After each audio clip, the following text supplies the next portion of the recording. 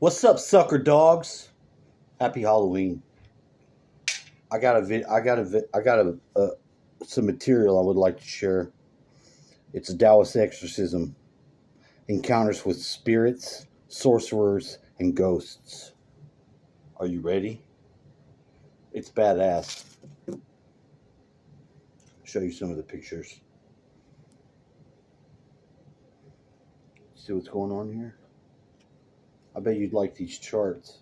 Training in Daoist magic from the Zheng Did you just start over? Chinese mysticism. Whoa. It did. It started over. That's not what we're doing. Start with the history of exorcism. History of exorcism. An accepted reality in Taoist mysticism is the fact that the physical body has a relationship with both the energetic and spiritual worlds. Like the physical world, both the energetic and spiritual worlds are infinitely vast and complex. The supernatural manifestations of the spiritual world can include the ghostly apparitions of spirits, people, animals, and objects. Figure 1.1. There is considerable documentation found in ancient Chinese literature concerning the departed soul of an individual revealing itself to the living in the shape and likeness of the physical body from which it left. So perfect was its shape and physical form that the departed soul often appeared to the unsuspecting man or woman as if it was still one of the living. In the Eastern Jin dynasty, 317–420 AD, the Taoist author Yuan Ming wrote the posterior record of researches on spirits, containing many events and encounters of this supernatural nature. In ancient China, Taoist shamans, mystics, priests and invocators would use songs, dances, spells, and talismans to communicate with spirits. These spiritual men and women would act as mediators between the invisible world of the spirits who govern nature and the visible world of man. That's right, they will. The ancient Chinese believed that certain illnesses resulted from the victim being possessed or afflicted by evil spirits or demons, and that the shaman's magical skills of talismans, incantations, and spiritual exorcism were required in order to dispel the illness. That's what we do. Relax. Psychologically, it was also believed that if an individual was possessed consistently by one strong emotion, e.g., irrational and sudden outbursts of rage or grief, it was likely that he or she was beset by an evil spirit or demonic forces. If the individual intermittently experienced the negative emotion, it was simply attributed to an energetic imbalance. Many aspects. Figure 1.1. The supernatural manifestations of the spirit world. Of the ancient Chinese, Indian, Mongolian, and Tibetan shamanistic skills were passed on to the ancient Taoist mystics. Yin and Yang states of existence. The physical world of the living is considered to be a Yang state of existence relative to the supernatural spirit world, which is in a Yin state of existence. The living, being a manifestation of the Shen, spirit, and Han, ethereal soul, are subject to the warmth of daylight, the time when the Yang energy is the strongest. The dead, being a manifestation the Gui, ghost, and Po, corporeal soul. 3. Warmth of daylight Yang state Yin. State cold of night figure 1.2. The physical world of the living is considered a Yang state of existence, while the supermaterial spirit world is in a Yin state of existence. Yin. A subject to the cold of night, when the power of Yin is the strongest, figure 1.2. Being associated with the Yin or dark side of the universe, ghosts are generally bound to confine their movements, actions, and influence to the night time. Specifically, to the strongest part of the night time, called the third watch, in ancient China, the 11 p.m. to 1 a.m. time period. Oh, I'm sorry. However, there are several types of ghosts that often perform mischievous deeds in broad daylight. Once the Taoist mystic Shen has reached a higher state of sensitivity, he or she can transcend the normal conscious perceptions and senses to observe and interact with the spiritual Yin world. This was known, in ancient times, as having Yin eyes. For example, individuals who possessed Yin eyes could see and talk with the spirits of the dead. 3 realms of Daoist mysticism. The ancient Taoists divided the universe into 3 primary realms of existence: the celestial realm, the human realm, and the underworld. The celestial realm is considered the realm of heavenly immortals, planetary demigods, and the Jade Emperor. The human realm is considered the realm of minerals, plants, animals, and humans, and the underworld is considered the realm of the souls of the dead, hungry ghosts, demonic spirits, and the three judges of the land of the dead. Ooh. These three primary realms of existence are described as follows, figure 1.3. 4. The celestial realm, the human realm, the underworld, the realm of heavenly immortals, planetary demigods, and the Jade Emperor. Let's have a look at this underworld realm.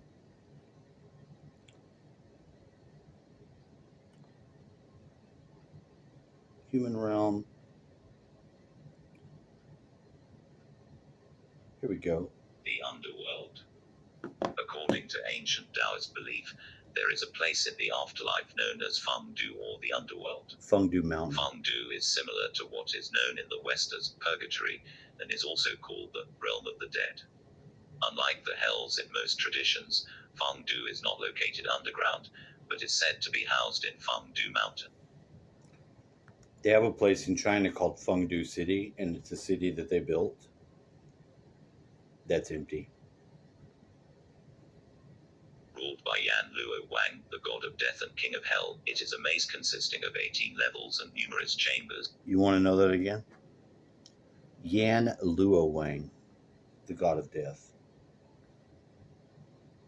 Ruled by Yan Luo Wang, the god of death and king of hell, it is a maze consisting of 18 levels and numerous chambers where souls are taken to atone for their earthly sins and where new spirits are made ready for the next incarnation, figure 1.6.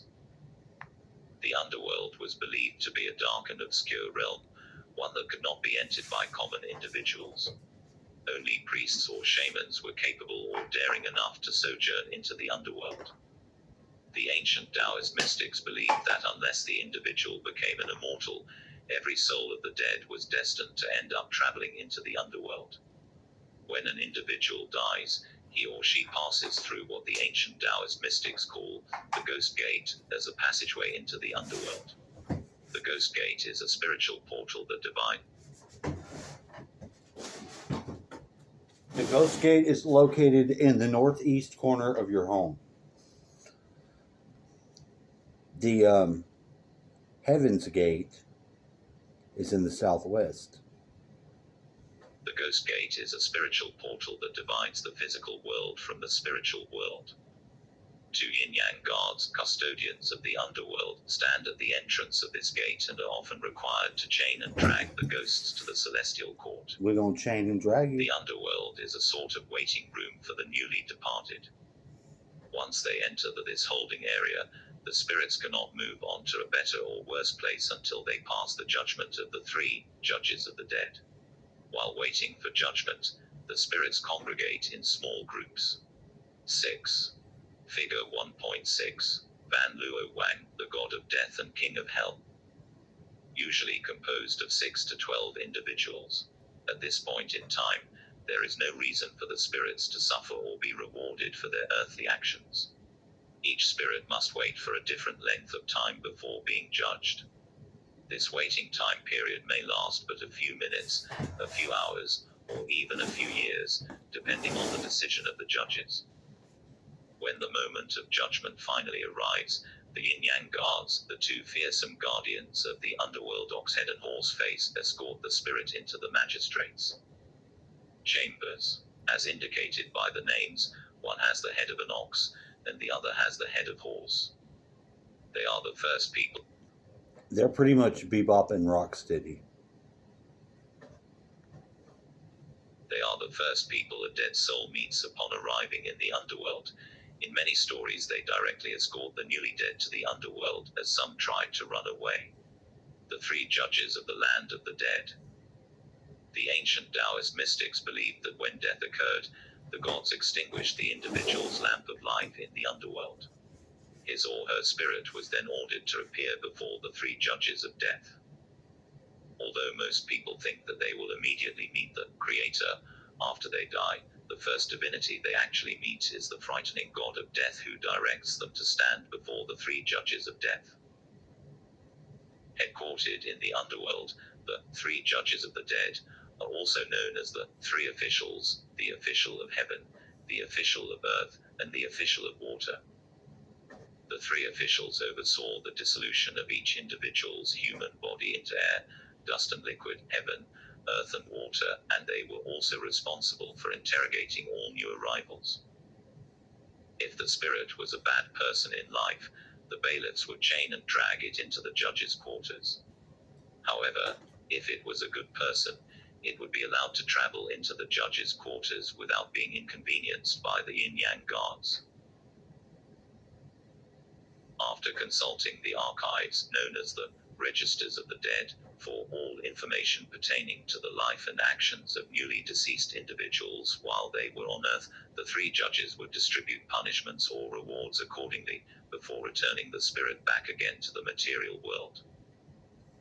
The underworld is the area where spirits are punished for the mild transgressions that they committed during their life in the material realm. Although these transgressions may prevent them from going to heaven as an immortal, they are not bad enough to cause them to be sent into the deeper levels and chambers of hell.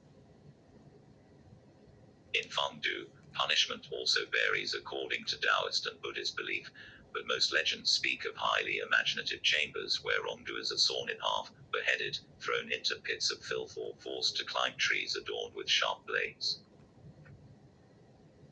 Additionally, most legends agree that once a soul, usually referred to as a ghost, has atoned for the deeds and repented, he or she is given the drink of forgetfulness by Mengpo, the Lady Immortal, whose task is to ensure that souls who are ready to be reincarnated do not remember their previous life or their time in hell, and sent back into the world to be reborn. This gift of forgetfulness is why the ancient Chinese would often refer to dying as the long sleep, pertaining to the period of time existing between reincarnations. The belief that spirit ghosts are held in the transforming realm of purgatory, Fengdu, lies at the root of most ancient cultures, wherein priests of many faiths perform rituals once a year in order to help such suffering souls. These ceremonies are designed to help the spirits leave purgatory and re-enter the cycle of reincarnation. In China, the day on which these rituals are performed is called the Festival for Hungry Ghosts, which I do believe would correspond to our Halloween night. This is an interesting book. If you find it interesting and you would like to hear some more about it, perhaps the next levels of hell, let me know.